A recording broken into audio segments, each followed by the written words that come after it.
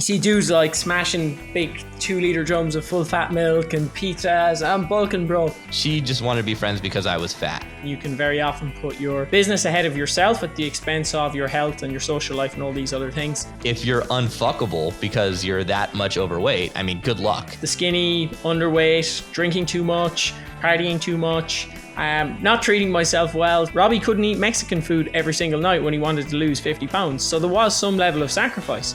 You did an incredible job. Did you do that on your own? Welcome to the Inner Confidence Podcast, where we bring you men's dating and lifestyle advice that doesn't suck. I'm your host, Robbie Kramer, a former collegiate golfer turned poker pro turned finance guy who became obsessed with learning about male-female attraction and dynamics and passionate about teaching men how to improve and optimize their love life. Tune in each week and we'll bring you the latest and greatest strategies on how to get more dates, how to build a thriving social circle that brings the best men and women into your life, how to become a better networker, and how to design a lifestyle that makes all your buddies jealous. If you're new to the show, I recommend you download my first date protocol. It's the best piece of content I have. It'll help you optimize your first date and subsequent dates. And I like to connect with my listeners personally. So if you want to grab a copy of that, please send me a direct message on Instagram. I'm at Robbie_Kramer. Now let's dive into this week's content. Yo guys, welcome back. Summer is coming, or for some of you, summer is already here. I'm in LA. I thought I was going to go to a nice climate when I, escaped Ukraine from both the winter and the war, but it's been raining cats and dogs and snowing here. So whatever, fuck my life. We've got an amazing guest today. That's Eoin Dobbin. Eoin, welcome to the show. Robbie, thank you so much for having me, dude. It's a pleasure. Yeah, man. And you are a fitness expert. You also recently joined our IC community, which I'm super stoked to have you both as a member and an amazing contributor to help us fatties hopefully get in shape. And I include myself in the fatty definition. I have a little bit of weight to lose. So I'm really excited to have you on the show today to talk about like what guys can do to prepare for summer, how we can get in peak physical fitness, and just how we can kind of just feel better, apply accountability to this area of our life, which is so important. To give a quick background on my fitness journey and how it ties into dating, because I know some of the guys who watch this are gonna be like, oh, I'm good for fitness, I don't need to blah, blah, blah, right? Like, no, listen, because I think this plays a major role. For me, it was a huge inner game thing. I was kind of like the chubby kid in middle school. And I remember I asked I asked a girl out in 7th grade, and she said, I didn't even have the balls to ask her out. I asked her out via a friend, and the reaction I got through the friend was, she just wants to be friends. And I made up a big story that she just wanted to be friends because I was fat.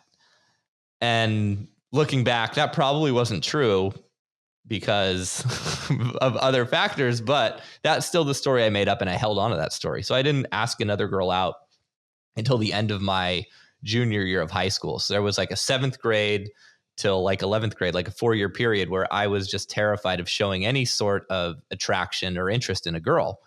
And then those inner game issues, lasted well through even when I started to get into dating and pickup. And I became a coach for another pickup company, when I was about 24, 25 years old, called Pickup 101. And it was finally by the time I was like 28 or 29, I was doing this stuff and I was improving, I was getting dates, but I still wasn't getting the sort of quality of the women that I really wanted. And it wasn't until I kind of worked on my huge inner game issue, which was around weight loss and was around how I looked and how I felt about how I looked, that really things started to change for me. So if you're listening to this and you are in peak physical fitness and you've got a 6-pack and you feel great about yourself, then, hey, maybe there's not a ton of value here, but we'll see. I mean, but if you're anything but that, which is like 99.9% of the population, I think we're in for a treat. So anyways, Eoin, introduce yourself. Tell us a brief background and how did you get into your sort of journey of becoming a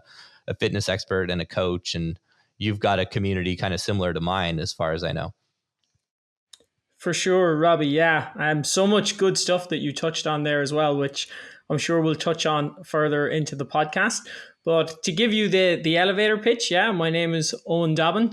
Funny enough, actually, my full name is Eoin Dobbin Catto. And I had a funny little story that I told myself as well when I was younger, that Cato wasn't a cool name. So I recently only started using my full name in the last few years. So just to jump on your point of little stories that we tell ourselves, that was a strange, funny one that I had told myself for years. I'm 28 years old. I'm Irish. And like you said, I'm an online health and fitness coach. I have a community similar to yours, predominantly helping young adults around the world. Most of them are Irish people, but they are around the world to improve their physiques, their routines, their energy to look and feel and perform at their best, but not at the expense of social life and the other stuff that they like to do. I also work with a handful of higher earners and entrepreneurs, which is like my kind of passion project. Just building routines and optimizing energy levels and getting them in peak physical shape so that they can scale their careers and businesses and essentially earn more money, but also take back some time for themselves and their health and their fitness and live a more balanced life. Because I'm sure you can resonate as an entrepreneur. It can be difficult to put yourself ahead of your business, and you can very often put your business ahead of yourself at the expense of your health and your social life and all these other things. Although I don't think you struggled with social life, but in terms of health, it's definitely an easy one. So similar to what you do, like you mentioned, my kind of education and implementation is delivered via accountability, the community element, and support. Essentially giving people what they want. And my background was similar to yours in a way. It was seeking more confidence, but for me, I was like the skinny, underweight, drinking too much, partying too much, not treating myself well for, I'd say the vast majority, actually all of my teenage years and my early 20s. And then just realizing that, okay, I want to make something of myself. I want to get in shape. Then I got in shape and I was like, oh, I can get myself in shape. Okay, maybe I can make a business out of this. Maybe I can now try and scale that business and move online. And yeah, the first domino was getting in shape, and it paved the way for the rest of the dominoes. And yeah, here we are catching up. Yeah, I think getting in shape is one of the most important sort of life hurdles a young man probably should take on first, right? Because it's really hard to start a business and grow a business. It's not that easy to build a social circle and have an amazing dating life, right? All these things, like there's many variables involved, but in terms of getting in peak physical fitness, it's really just you, right? And it's all about being industrious, which means working really hard, I think, unless I butchered that definition. But like what requires someone to get in shape is really fucking hard work, because your diet has to be solid and you've got to exercise, right? And there's no one who's stopping you from doing that, right? Like even if you have no gym, no money, you can do that in your own living room, right? Like, and you see that actually at prison a lot. Like, like guys go to prison, the first thing they do is like, well, what else can I do? I'm going to get fucking jacked, right? Maybe because they need to protect themselves or whatever. But like, if you can master your own body, that is such a platform to then use and say, okay, I've mastered this part, which is a lot of inner game stuff, right? Because to master your body requires all of these things to happen that stop you from being lazy, stop you from not having a plan, stop you from not being able to move forward. And then you can take those learnings and you can apply them to other areas that are more complicated, right? So, and I feel like if you look like a total fat schlub, no one's going to respect you or take you seriously when it comes to business stuff. I mean, you can kind of fake the funk there, and there's many successful, really overweight people, but it's certainly a handicap, right? And when it comes to dating, if you're unfuckable because you're that much overweight, I mean, good luck. You could learn every funny, sort of tactic and strategy to meet women, and it's really not going to matter if they're repulsed by your look. So that was, I kind of put the cart before the horse by trying to learn dating and pickup before learning how to get myself in shape. And I wasted, I think, 4 or 5 years doing that. I think if I would have just started with like, all right, let's lose the weight. And I had about 50 pounds to lose, when I got into pickup, I was, working in an office in San Diego, gained a bunch of weight just from that because I wasn't walking and golfing every day like when I was in university. And then, basically my life was just like, go out to bars, try to pick up girls, go to work, eat late night Mexican food. And I just got fatter and fatter. I gained weight like very quickly with that routine. And then I read all the bullshit online, like, oh, it doesn't matter how you look. You can do well. And like, sure, I got laid, but it certainly wasn't nearly to the level that I could have. Plus I had all those inner game issues. So what, I think a good place to start, is the fact, like I said earlier, summer is coming. And I think a lot of guys have noticed that dating apps are becoming less popular, right? Like in the winter, there's a lot more girls on the dating apps. It's a lot easier to go on dates. Like the only thing to do in New York City during the winter is like go on dates. That's why it's like a great place to improve your social skills in your dating life. But in the summer, people start hanging out with their friends. They go to pool parties. It's like, it becomes very social. So day game becomes a much better strategy when people are actually out walking around. And if you're just like trying to, fake the funk and do the online thing, you've drastically seen a lowering of leads, I think. You're a single guy. Maybe you can speak to that. Have you noticed that? Yeah, I mean, I've given up on the dating apps because it's just not, like you said, they're kind of going out of fashion. And let's be real, like if you've got a six pack and you can put some topless photos on your Tinder profile, like you're going to get matches, you're going to meet girls, but it's not necessarily the people who you want to connect with. And right. I think, like, to your point there as well, I think that it goes beyond just the six pack, right? Because that's obviously what people see. But it's also like the character traits that you develop if you get yourself in shape, because it does take hard work and it takes you showing up on the days that you don't feel like it. And it takes that consistency, and it does take you like sacrificing certain things. Like Robbie couldn't eat Mexican food every single night when he wanted to lose 50 pounds. So there was some level of sacrifice. And I think it's those character traits and the skill set that you require or acquire from going through that kind of transformation that you can just then plug into building a business or plug into almost anything else in life. Like those are really, really good traits and skills to have.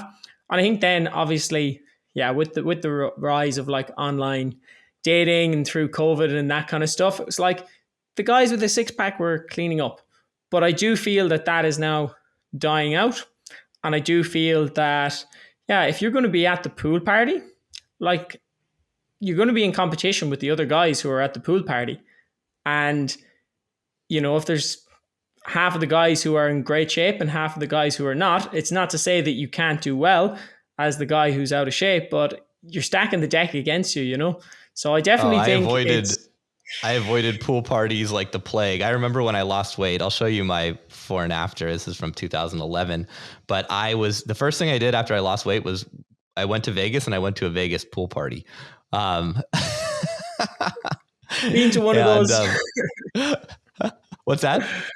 I've been to one of those too back in the day. Yeah, because can you see this?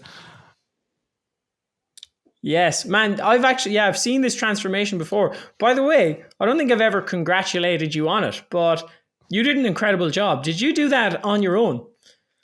No, I did not. Thank you, by the way. And I wish I was in this good of shape now. I mean, I'm almost in this good of shape. I probably weigh, I think here I'm 75 kilos.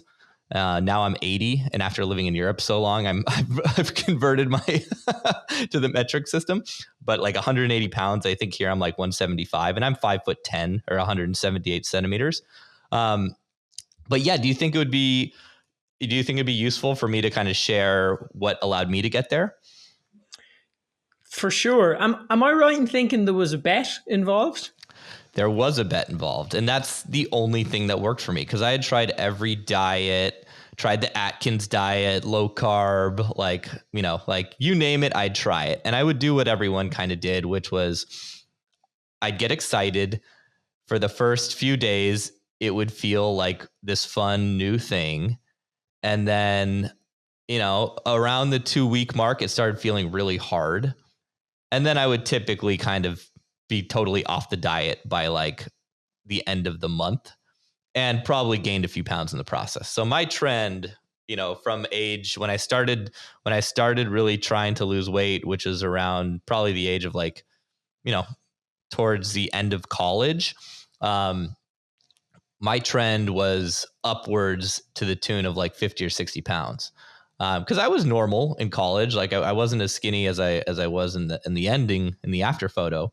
But I wasn't as fat as the fat fuck that you saw. That was slow weight gain from trying and failing at diets. And the only thing that worked for me was I had a buddy, and he was like, dude, we're both fat.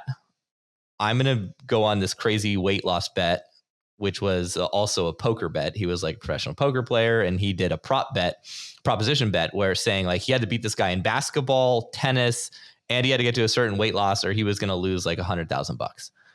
And I'm like, fuck, that will work for me. If I have that, that stick, right? They call it carrots and sticks, right? And either if you do something well, you get a carrot, or if you do something bad, you get a stick, you get beat. I think it's like a donkey analogy.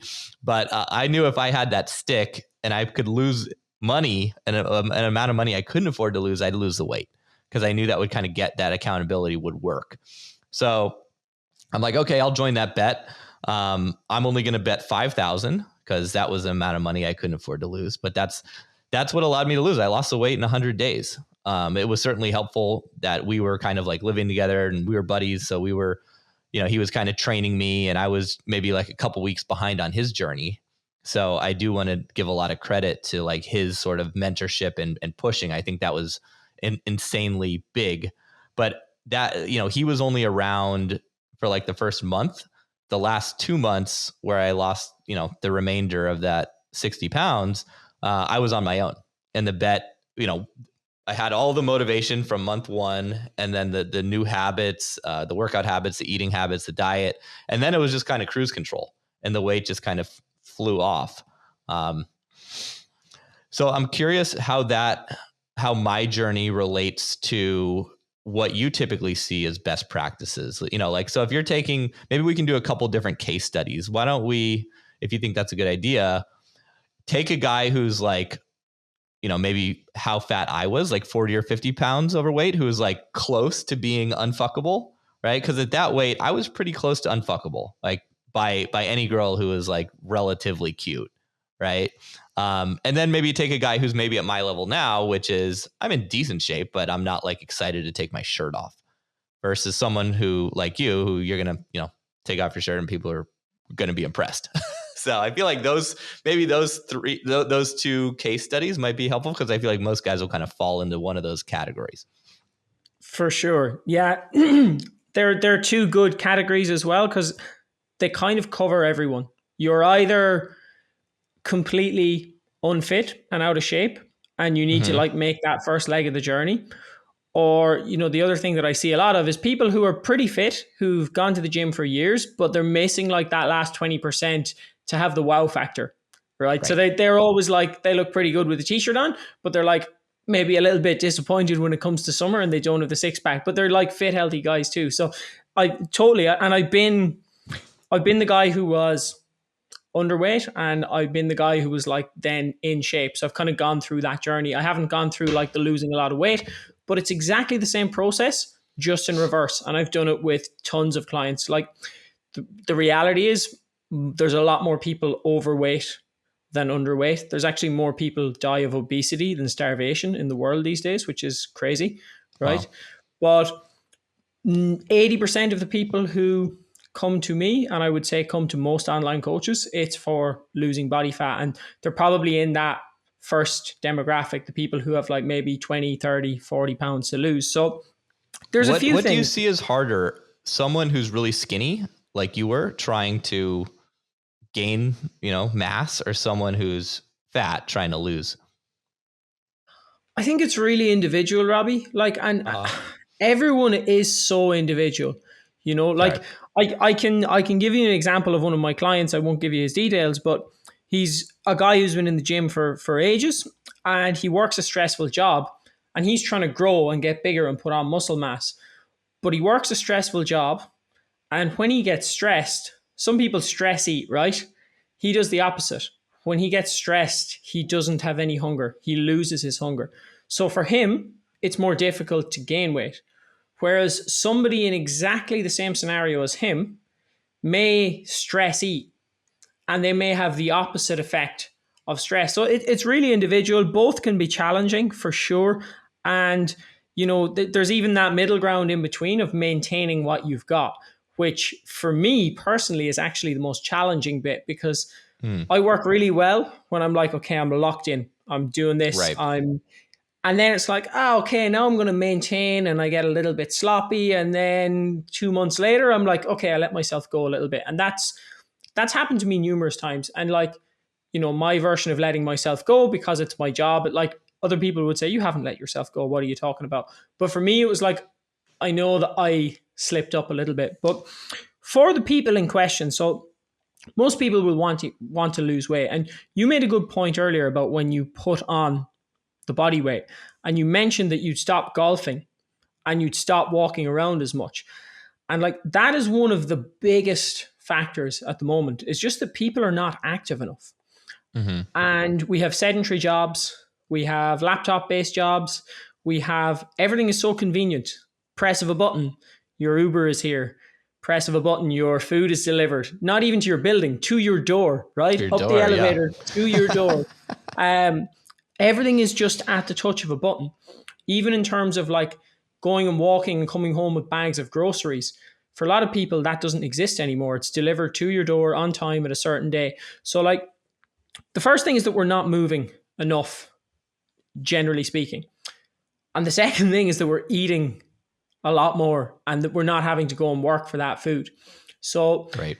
The two things, and this is really oversimplifying it, but the two things that, count for anyone, no matter who you are, is you should probably move more and eat less. Okay. And that sounds so basic. And then you get into the intricacies of that. So say the guy, the first guy, for example, who's overweight, hasn't been training, hasn't been in the gym. If you come and slam him with like 7 days of gym work a week, he's going to last about a week. Mm-hmm. And then he's going to be like, no, this is not for me. It's too much. So like my process for working with clients like that is really, there's three areas to look at. We look at training. How often do you want to train? Like, how often is actually realistic for you to go to the gym? And if that's 3 days a week, and that's what you would see as a big win, awesome. Let's go every second day and have a day rest in between. And let's build a program which, you're training all of your body parts. So lifting weights is obviously going to be the most important thing that you can do for building muscle and building a physique. The second thing is nutrition. So it's like, okay, where are you falling down? And, like you said, the knowledge is there. People know. It's not like you have to look at a big triple cheeseburger or an apple and go, which one of these is healthier? People know. But it's like a lot of it is emotional eating, or, just from being overly stressed, or it's bad habits, or it's just comfort. It's like this guy's got a girlfriend, they chill out on a Saturday night and they don't go out to the bar, so they chill and get takeaway, and then that becomes a habit every Saturday night. So like, it's really identifying what are the poor habits, what are the triggers that are making me eat the way that I'm eating, and then trying to deal with those and address them. And the other side of it is actually having some flexibility. Like I ate ice cream every day last summer for like 97 days on the bounce and still stayed in shape, which is kind of ridiculous when people hear that. But it's like, it was like 10% of my food for the day. And the rest of my food was pretty good. And I moved a lot and I exercised a lot. So it's finding the kind of balance of like, okay, what do you want? Like, do you want to eat out every Friday night? Because if you do, well, then the rest of the week, you're going to have to eat a little bit less to go out and have your big meal out, your Chipotle on a Friday night, right? Your Chipotle date. So there's a lot of different things to consider. And then it's just really a case of like building a nutritional plan that works for someone as well. So like you also mentioned, you tried all of the fad diets, the don't eat this, don't eat that. And when you actually lost the weight, did you just eat less of everything? I'm actually interested as to what you did diet wise. Yeah, so I cut all like bread and sugar, and also tracked my calories. And it was a really aggressive plan because I had the bet and the looming thing. And the idea of trying to do like a longer, more lifestyle sort of like a long diet that fit my lifestyle, that actually felt a lot harder. And I was also in a place where I wasn't really working. I had like basically I had like a girlfriend, but we were like kind of on the fritz.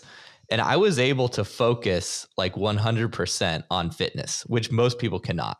Like literally all I was doing every day was like golfing, playing ice hockey, going to the gym, meal prepping, and trying to win this bet. And I kind of put the rest of my life on hold. Like my business was, kind of like on the fritz. And I was just like, fuck it. I'm not going to worry about it. So then, but by the end of those 100 days, like I was, I had some credit card debt and I had some problems. My relationship ended, which was, that was fine. I think it needed to end anyways. But like, if you look at the three big areas of life, which is your health, your wealth, and your relationships, if you focus too much on one and you let the other ones kind of fall out the window, well, you're going to see a big uptick, but you're also going to see some breakdowns. And that's kind of what happened to me. So I don't know if my journey was the healthiest or even replicable for other guys.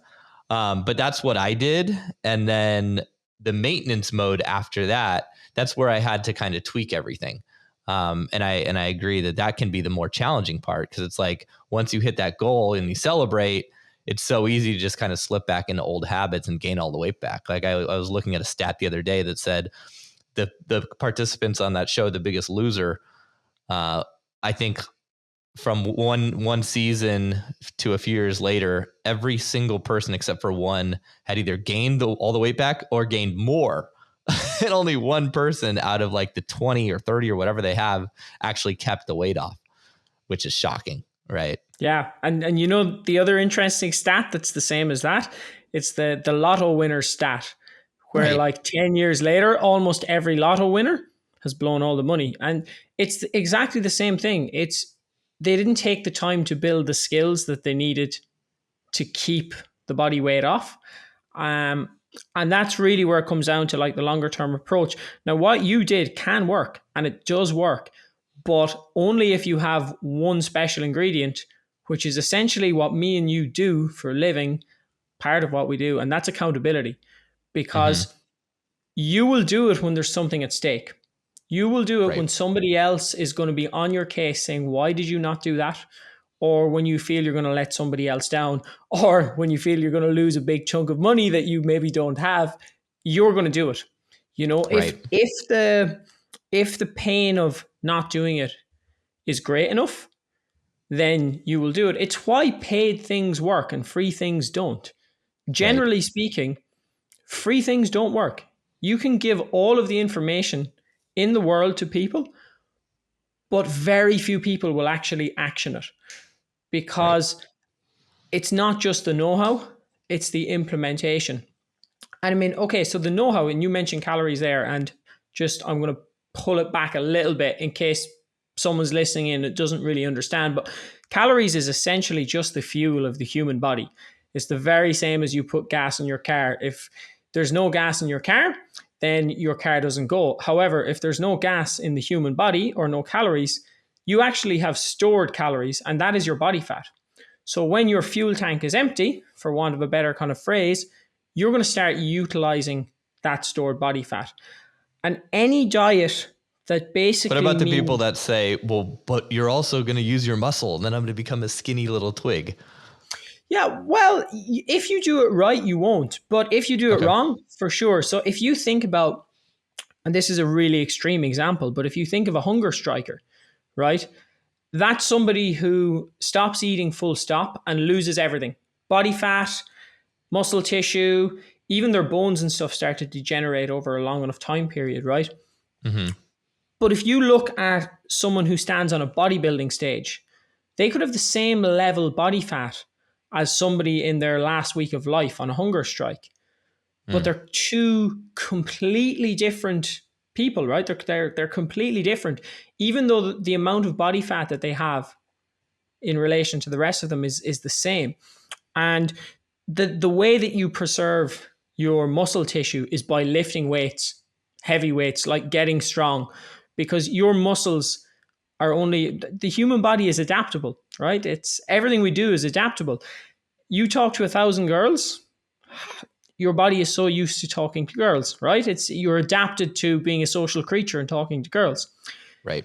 If you stop doing that, if you don't talk to anyone for 10 years and you come back and you head to Europe, right? And you head to London and you try and chat up some chick, how's that going to go? Probably not so well, right? Because you're gonna lose the ability to do that. Right. It's exactly the same. The body just wants to keep you alive, and if you are not using your muscles, it's going to say, why are we keeping these around? Why are we expending resources on keeping this here when there is no function? And the body just wants to keep you alive in a long enough time frame and reproduce, right? Keep your gene pool alive. So if you're not using your muscle, well, that's just a complete waste of tissue that your body is supporting, feeding, where it could be doing something else, right? Mm-hmm. So when you preserve your muscle mass, you need to actually use it. Like, that's how you preserve it. You lift weights, and you'll see that, like, bodybuilders, so a lot of bodybuilders, when they get to those low levels of body fat, they actually lose their ability to get an erection because their body has justified that, okay, because we lift weights so much, that's our priority. That's even more of a priority than reproduction, right? Which is really, really interesting, right? That's shocking. Yeah. Shocking, yeah. And some guys can take like months to recover from it. And then obviously like the use of steroids and stuff in bodybuilding as well can amplify that. But then they probably get hooked on the little blue pills and yeah, man. I mean, look, I have no. Everyone has their own choices to make, and you do what you got to do. It's not personally for me, but I know people who do it, and it can be done to an extent safely. You know, as safe as, I guess, going out and partying heavy on the weekend. Like, I don't think there's a huge difference, but at the end of the day, you know, it comes down to, like, if I want to maintain my muscle mass, I need to lift heavy weights and I need to maintain my strength. And that's where the training comes in. So like, if you are the person who's trying to lose body fat and you're training 3 days a week, it's important that you do the same thing those 3 days. You know, so on a Monday you do, say, a full body workout, or Wednesday full body, Friday full body, whatever. But then the next Monday you do Monday's workout and you either do another rep or a little bit more weight, or at least the same. It's like you have to provide the same stimulus to keep the progress that you have. And then over time, the idea is that as you continue to get stronger, you can actually put on muscle in a dieting phase. It's possible to finish a dieting phase with more muscle than you started. So you're not, it's not like, okay, I'm going to lose my body fat and I'm going to lose all my muscle. If you do it wrong, if you do no weight training and you just walk around, you're basically telling your body, we are a walking machine. We don't need heavy muscle to be a walking machine, right? That's what you see with a lot of those people who try to lose weight by like running marathons, and they just become like these skinny fat. Yeah, because they lose all their muscle. Yeah. Look at anyone who's a great runner. Mm-hmm. They're small, they're light, they're skinny, they're pretty lean, but they don't have a lot of muscle mass.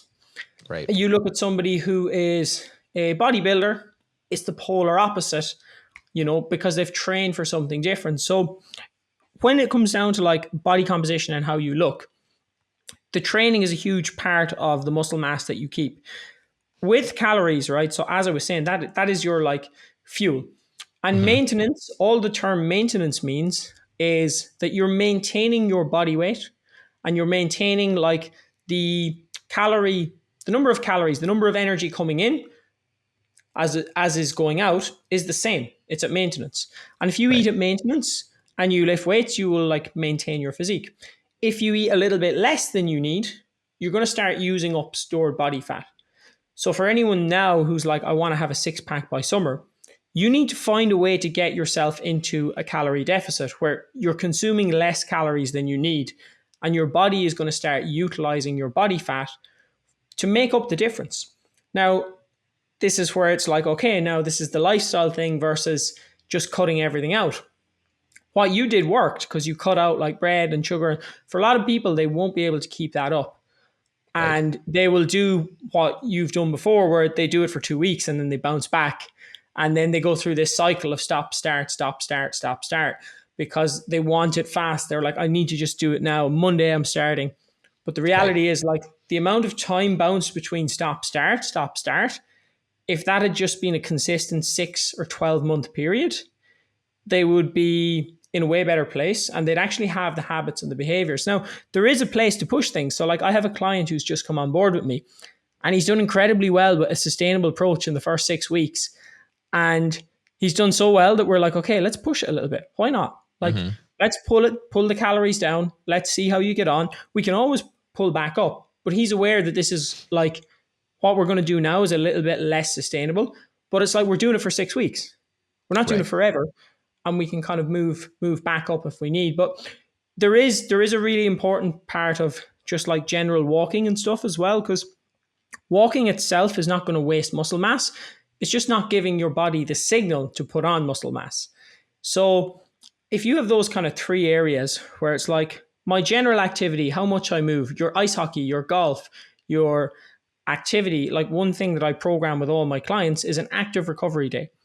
And it's different for every client because they have different interests. So it might be a Muay Thai session, or it might be a golf session, or it might be a hike with friends. And I encourage people to like tie that activity in with a social kind of thing as well, so that they're not shutting themselves off from the world and they can actually do it with their friends and maybe get some other people on board. And then they're getting that social accountability as well as having the accountability of me, you know? So those are the 3 areas. Like those are the 3 areas to tick. Eat less food than you expend, but also you don't want to eat so much less that you feel shit, because what are the 2 main reasons diets fail? People feel like shit, they feel tired, and they're hungry. Yeah. If you feel shit and you're hungry, how long can you operate like that?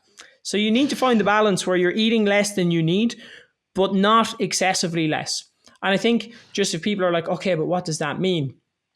Like a really good rate of weight loss is anywhere between, I'm going to try and do this in pounds now because you guys are, I'm going to go metric. You can go Google metric. It. Like, people can switch here. Like 2 kilos a month, which sounds like such a small amount. But if you lose 2 kilos a month for 6 months, that's 12 kilos. That's considerable. And if it doesn't feel that difficult and you pick up a lot of good habits along the way, then you're in a great place. So like the weighing scale is another one that people have like this terrible relationship with.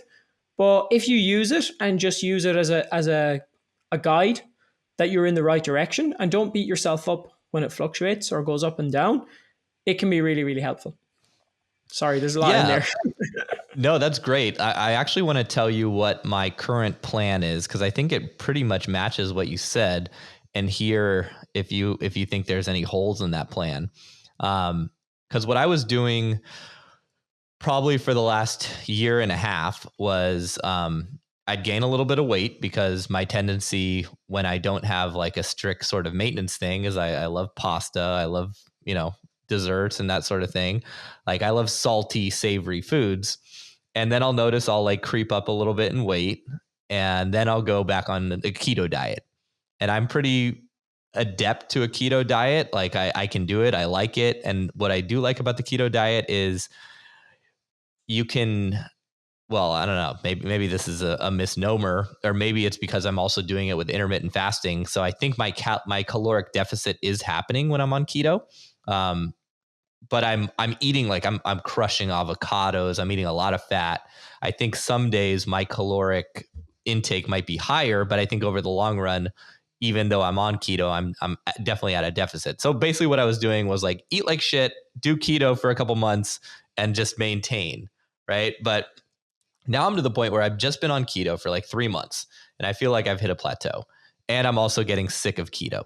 And I recently, someone in the group actually posted a cool video, and it was essentially similar to what you were saying, which is like, let's do something that isn't going to radically change your lifestyle, right? Because like I need to be social, right? I like go out with friends and have a few drinks. Like being on keto sucks because like you can't even really like go out to restaurants because everything is like so, hardcore, especially if you're dating. If you're single and you're going on dates with girls and you can't drink or you can't do like normal social processes, like I don't expect any of my clients to follow that. Like I can do it because I'm married, right? But like it needs to be something that's a lot more lifestyle friendly. So what I've been doing is I think, I've got a calorie counter. I put in my tracker that I want to get to like 170 pounds. So that's lose 10 pounds. And it's got me on like a losing 1 pound a week sort of deal, or like that's the equivalent of 2 kilos per month. I think my maintenance caloric like is between 2,500 and 3,000 calories. So right now I'm at like 1,900 and I can eat whatever the fuck I want. Like, I'm trying to stay away from processed garbage foods, and my wife and I cook all the time, so that's relatively easy to do. But what I really like about this is it's very easy. Like I don't have to really limit what I'm doing. I don't have to do hardcore keto, and I can simply just make sure I, track my food. When I get to the caloric allotment, I'm done for the day. So that's my plan. Also, I'm trying to, add in weightlifting, which is a habit that I've had for, on and off in the past. Like I haven't lifted weights probably in the last like 2 or 3 months consistently. I've been golfing and kind of just doing that, but I agree. I need to kind of add that in to keep muscle mass. So do you see any holes in that strategy? Does that sound like a pretty good? That sounds good. Yeah, man, for sure. And like, so when you go on the internet, there's so much tribalism these days, like everywhere, but especially in the nutritional world. Like there's the keto camp, there's the vegan camp, there's the carnivore camp.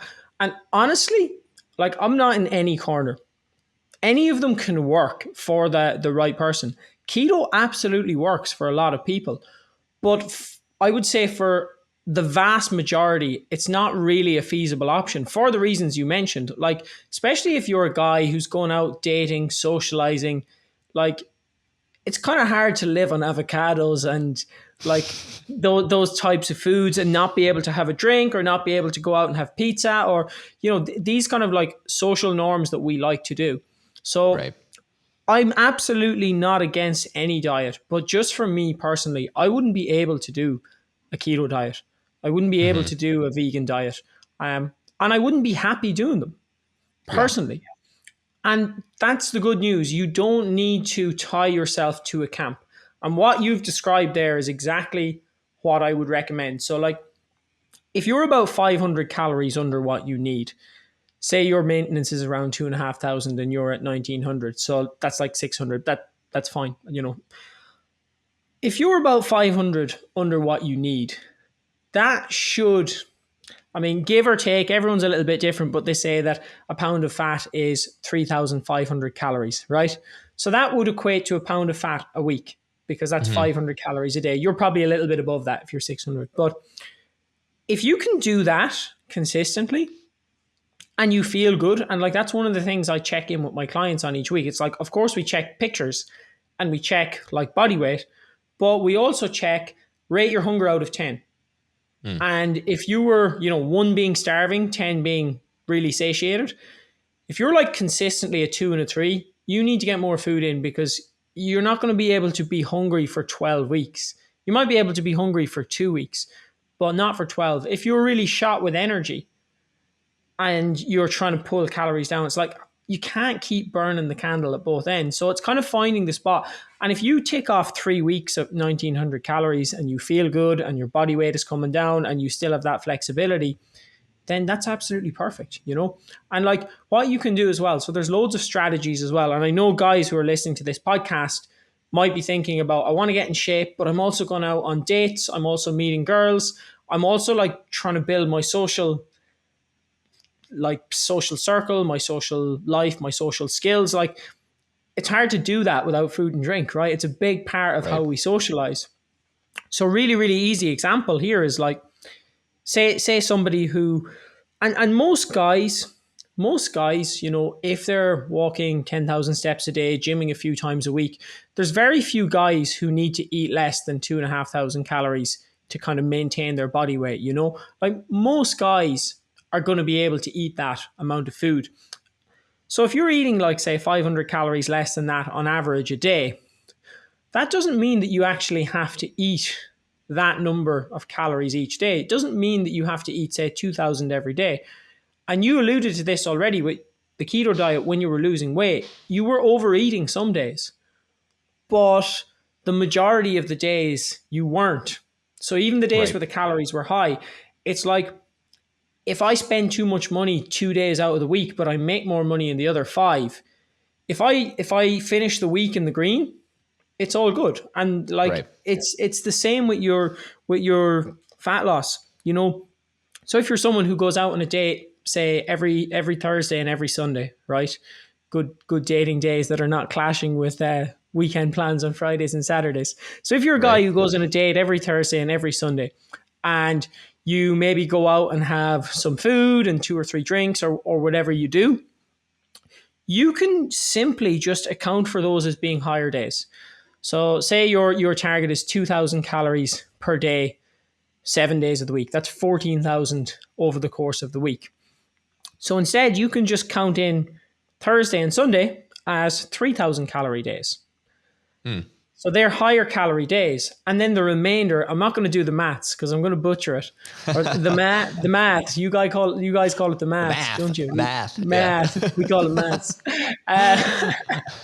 But you know, if you take, okay, so we got 3,000 calories on Thursday, we got 3,000 calories on Sunday, that's 6,000 total, which means the other 5 days we've got 8,000 to play with, right? And you divide that in, and you know, you find what's right. Maybe you have an extra 500 on Thursday and an extra 500 on Sunday, and then that's easy math actually. That, because then there's 1,000 that you have to make up, so you take 200 off the other 5 days. It's essentially a budget. Right. Well, I'm curious, what's your take on intermittent fasting? And my experience with it is I have an app that tracks it.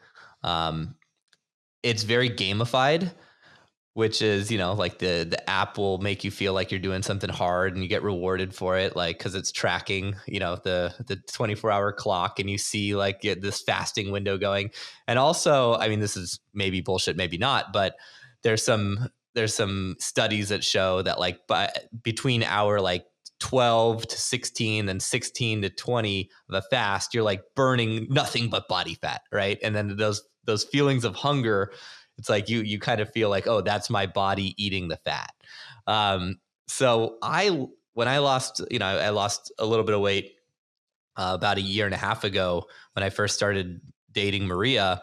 We were spending the winter in Mexico. And it was just us. Like, we didn't really have a whole lot of social plans, and it was a great place to kind of do a combination of keto plus intermittent fasting. Plus, I made a bet with her where if I didn't lose the weight, I owed her like $5,000. So I ended up losing. Nice.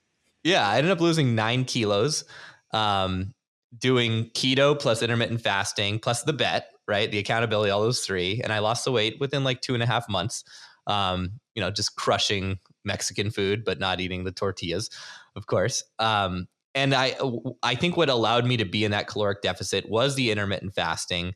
And it was that like kind of gamified process of it that I liked. And also I knew that if I indulged, you know, on those other days and we like went out and partied, I could just fast for like have, you know, 2 hardcore fasting days on like Monday or Tuesday, you know, where I only ate in like a 4-hour window.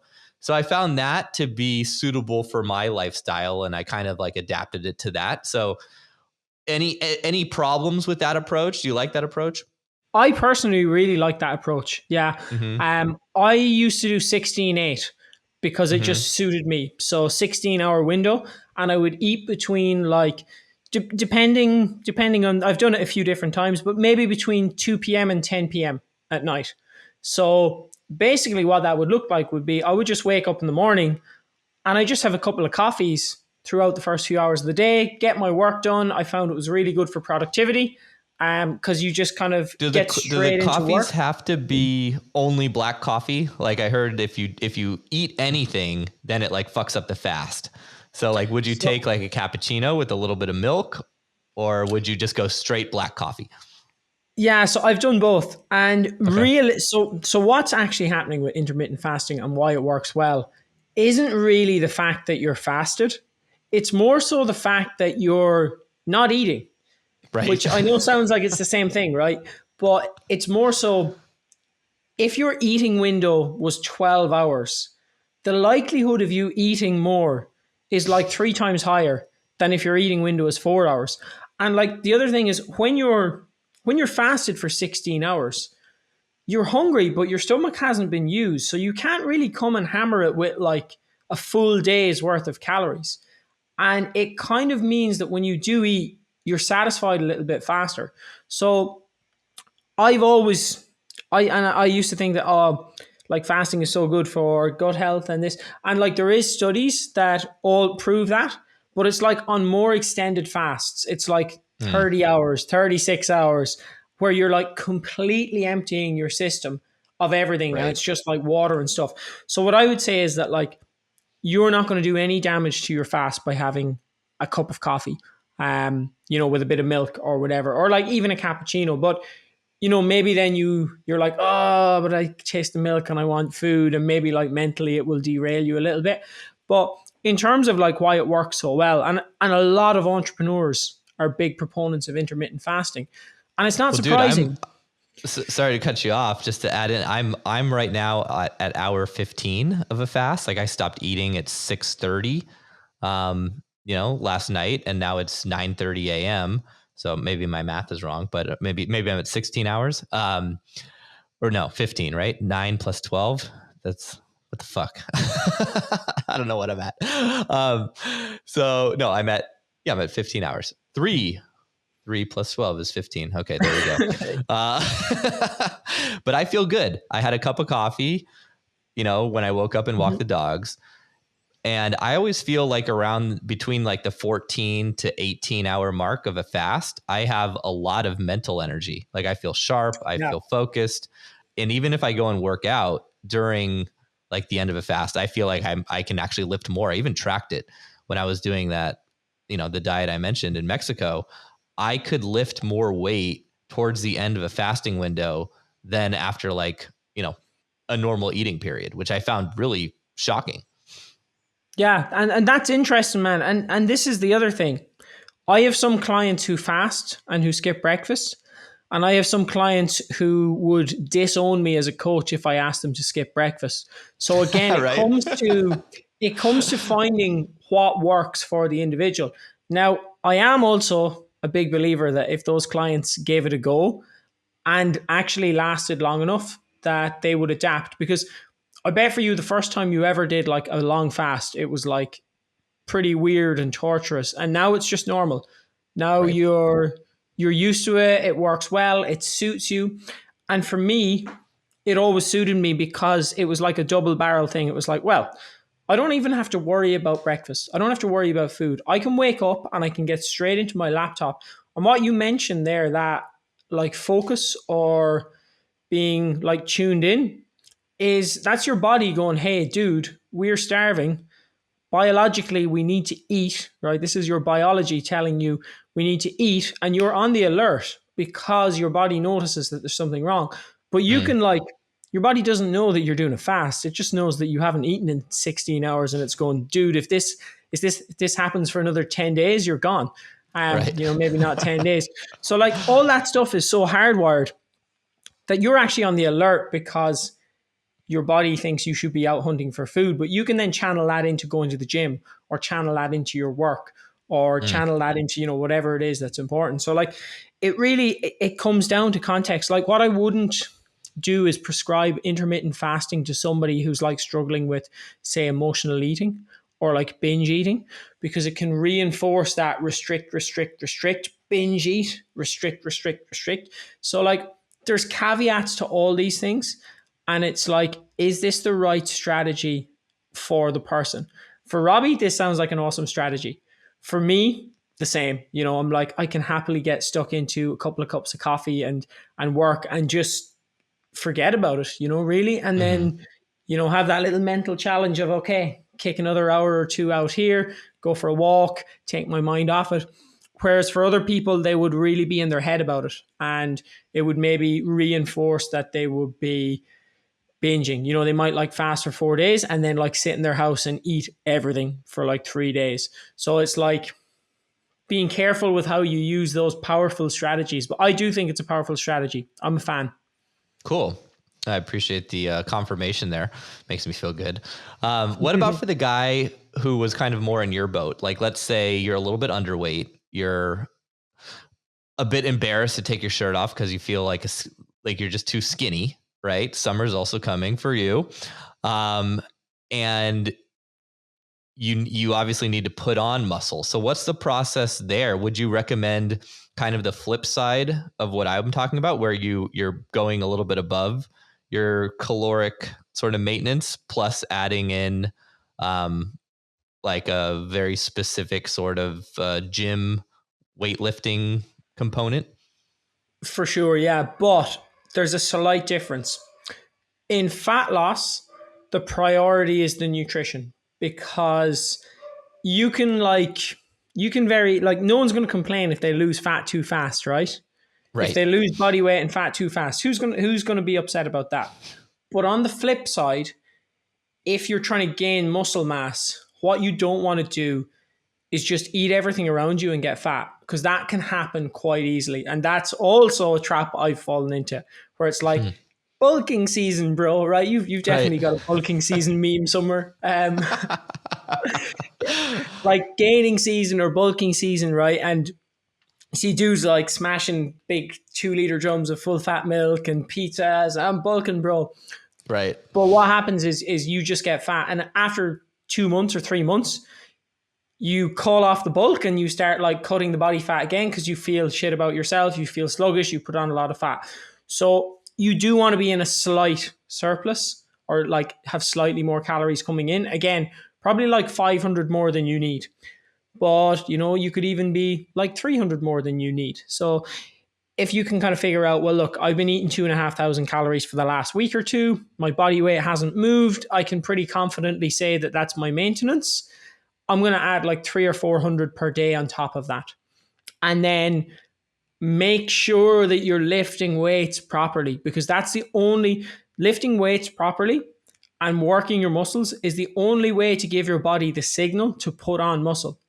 Like, you can eat perfectly, but if you don't lift weights, and it's not just moving the weights from A to B.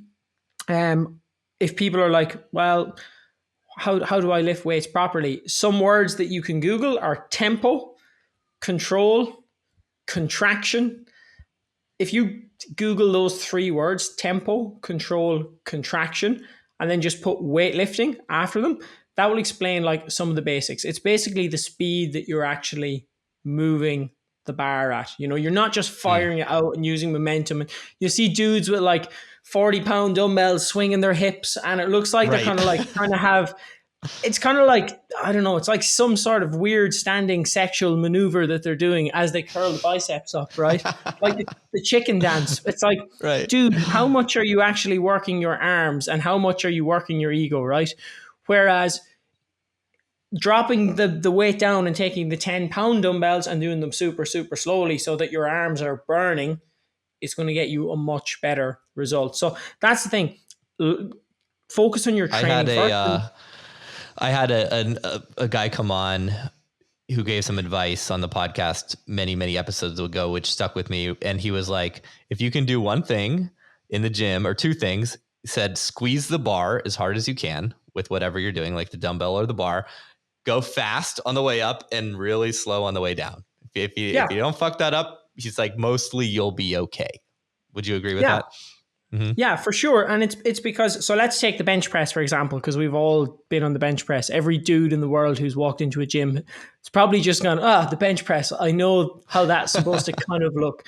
But when you press the bar up, right, and you're lying on your back, and if someone's listening in, I'm showing Robbie that I'm lying on my back with my arms straight and the bar is out in front of me. If I just drop the weight down to my chest, I'm doing zero work. Gravity is bringing that weight down anyway. Whereas what your buddy said, who was on the podcast, is if you go super slow and you've got 60 pounds on the bar or whatever, 100 pounds or whatever the weight is, and you're going 3, 2, 1. I use a 3-second count. He said super slow. I use a 3-second count. That's my thing to my clients. Resist gravity by 3 seconds every opportunity you can when you're lifting weights. So with the bicep curl, it's as you're lowering the weight back down. And the reason for that is you can load your muscles a lot better on an eccentric. So imagine when you if you're like holding yourself up in a chin-up bar and you've got your chin over, you can lower yourself down, but you mightn't be able to pull yourself up. But if you think about it, that's actually the same movement, right? Right. So why can you only do it one way? Because we can handle more weight eccentrically. So if you just let gravity take that weight down, you've lost out on like 75% of the work the muscle could have done. You curl it up and you go all the way back down, up. And then you see people doing it, they take it even one step further, where they curl the weight up and then they let it fly down and back and build a bit of momentum and then swing it back up. So they're basically just swinging it around. And then they leave the gym in a pool of sweat and they're like, damn, bro, what a workout. And it's like, dude, like you got your heart rate up. You basically did like a standing dumbbell cardio workout. Dude, my dad does that. It's so funny. He's, I mean, he's extremely well, what's the word? Like he's very committed and he's got a lot of, what the fuck's the word? When perseverance, or like he'll go to the gym like 4 or 5 days a week. And he fasts every morning, but like when he's in the gym, he's doing exactly what he described. He's doing this, like when he's doing, what would you call this? Like a shoulder press? Yeah. Right. And he's literally just going like this. I'm like, Dad, you're getting like no benefit. You're getting a cardio workout, right? And he's doing that a lot, but I always have to remind him. So yeah, and look, it's you can't know until someone has told you. You know what I mean? And like, especially the problem is when you go into a gym and you don't know anything, you look around and you go, well, I'm going to look at the guys who are in good shape and I'm going to do what they do.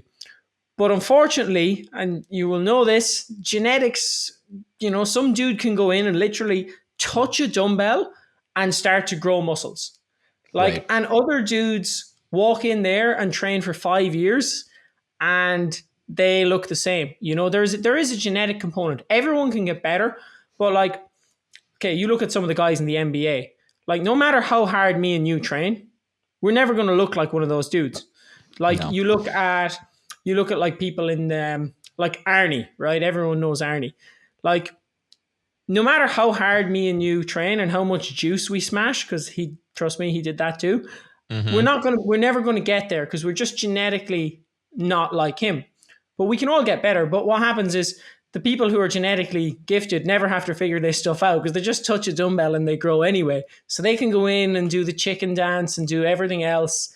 And, you go in and you see them, you're like, okay, that dude is huge. He's jacked. He looks like he knows what he's doing. And then you start chicken dancing. And then some other dude comes in and sees you doing it and sees him doing it and goes, chicken dance. That must be the secret gains. So It's a funny one. Well, I like what you're saying because I think the biggest sort of takeaway, at least on my side, and you've really helped me kind of understand and piece together some of these thoughts, is that like, if you're doing most of the stuff right, you're going to succeed, right? There's a sliding bar between like accountability and how hardcore you want to be. Like if you want to be really hardcore, you're going to need a shitload of accountability. But if you're going to be like a long, slow lifestyle, easy process, then you might not need as much accountability. And I've always been like such a hardcore accountability guy because that's really what worked for me, but I never tried sort of the strategy I'm trying now, which is just, do what you're saying to do and lose weight over a very like sustainable period of time. And I love that because it, coincides with like, it just makes sense. Cause I think I was too hardcore about it. I want to give a shout out to one of the guys in the group. I won't use his name to embarrass him, but he, we put him on some hardcore accountability, and this was his before and after. Wow. We put him on a bet. Yeah. And I think he lost, I don't know how many kilos you think, or how many pounds. This looks about 40 or so yeah, maybe definitely, dude. Yeah. So, I mean, it's hard to tell from a photograph, but yeah, that's a very, very impressive transformation. I think I know who that is too. Oh yeah, Yeah. Yeah. So that's yeah, awesome, and yeah, good for him. The accountability definitely works.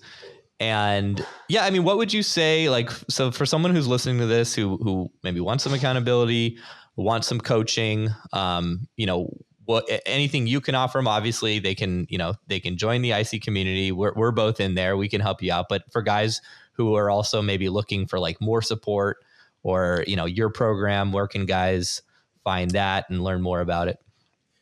Yeah, for sure, man. Well, look, anyone who wants to reach out firstly and just like ask some questions and, further understand, that's the first thing that I do with anyone is actually just understand where they're currently at and where they want to go. And actually, if I'm the right person to help them, because being the right person to help them and having the right approach is super, super important, because sometimes someone can come and they're like, look, dude, I want to do this. I want to smash trend and I want to like eat nothing but broccoli and chicken for the next X amount. I'm like, dude, I'm not your guy. So that's kind of the first thing in terms of like where I can be found. I'm going to have to spell my name, dude, because you know how it is. No one can spell my name, but if you I'll just share my screen. Yeah. If you stick my name into Google, you're going to see me. It's Eoin Dobbin Catto, Eoin, Irish spelling of Owen. Dobbin, Dobbin, Catto, Catto. There you go. Beautiful stuff. If anyone's listening on Spotify, they can get it there too. But yeah, you're going to see me all over Google anyway. And Instagram is probably the first thing that comes up. So you can contact me there. And there's a few like YouTubes and podcasts and all sorts of stuff like that. So feel free to jump on there and check it out. I actually have a training as well for anyone who's like in that bracket of high earner, entrepreneur, someone who's like looking to build routines, optimize energy levels, and get into peak physical shape. There's a specific training for that. That can be helpful for everyone, but particularly for people in that group. And I will have that linked in the link in my Instagram bio, so you can go in there and check out. It's a free training. That might be helpful. This is your health and fitness page, right? Yeah, that's the other page. I think you have the other one too. Oh, okay. I felt like an asshole because I was like, wait, I'm following you, but this is your other one. So yeah. No, dude, I've had multiple Instagram pages over the years, so there's always like there's another one that I'm locked out of. I won't say the name because it'll just cause confusion, but it's another fitness based one. But I managed to get myself locked out of it. So shit. Yeah. Well, sorry for cutting you off there. What were you saying? Nothing majorly important. You're telling. You're talking about your program. Mm-hmm. There's a free training there. In terms of the program, there's a few different programs that I offer, and I really cater it to the person in question. So anyone who has any questions, just shoot me a message, reach out. Obviously, if it's anyone within the IC community, you have the direct line to me there anyway. So feel free to reach out, and we might do some things together, like we mentioned, Robbie. So yeah, there is that free training on just optimizing energy levels, getting into peak physical shape, building routines for people who want to earn more money, take back time for themselves, but also live a kind of more balanced life in the process. There's a free training via the link in my Instagram, so you can kind of go and check that out as well. Yeah, again, for anyone listening, though, that'll all be in the show notes as well. For sure. I don't want to put people through the hardship of trying to spell my name. It's hard enough to pronounce. When you see it, you can't even say it because it's like, what? Eoin? What? Yeah. Man, I honestly, I'm so surprised when somebody... So here's a really funny one. I actually made friends with two Argentinian guys the other day who own a restaurant in this city in Barcelona, or close to Barcelona. And they're really cool guys. And they immediately got my name perfect. Two Really? Argentinian dudes. Yeah. Wow. Yeah, because they're into rugby, and there's a famous rugby player called Eoin something, and they're actually like ex-pro rugby players. So they immediately, when I said the name, they were like, "Oh yeah, that." I was like, "How does that make sense to you?" I'm like, "Why are you not confused?" That must have been a breath of fresh air for you.